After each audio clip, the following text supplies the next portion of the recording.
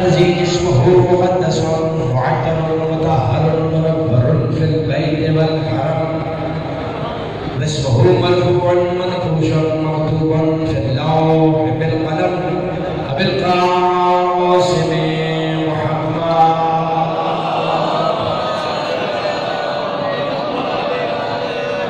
الصلاة والسلام على أخيه ووليه ووزيره ومشيره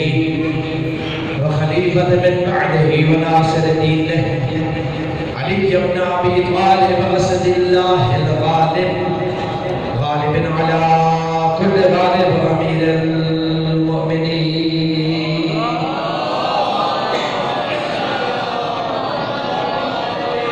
الصلاة والسلام على السيدة الطاهرة المطهرة التقية النقية المشرفة المقدسة الشريفة النبيلة خاتمة الزهراء سيدة نساء العالمين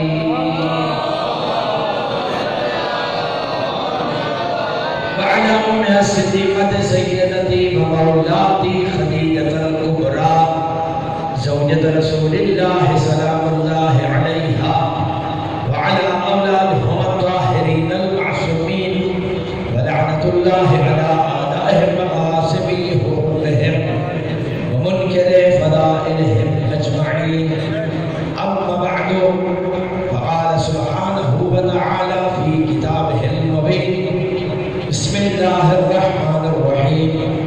وإذ ابتلى إبراهيم ربه بكلمات فأتمهن قال إني جاعلك للناس إماما صلوات پڑھیے بابا صاحب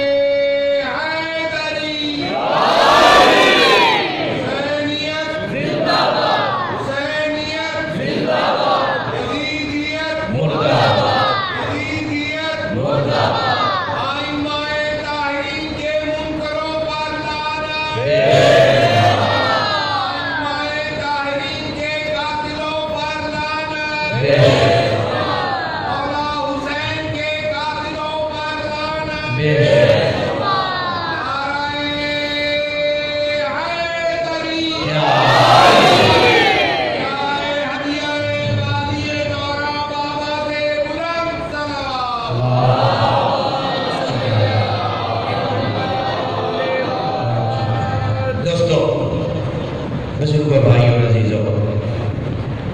سلسلہ مجالس اشرف کی آج ہماری تیسری نشست ہے۔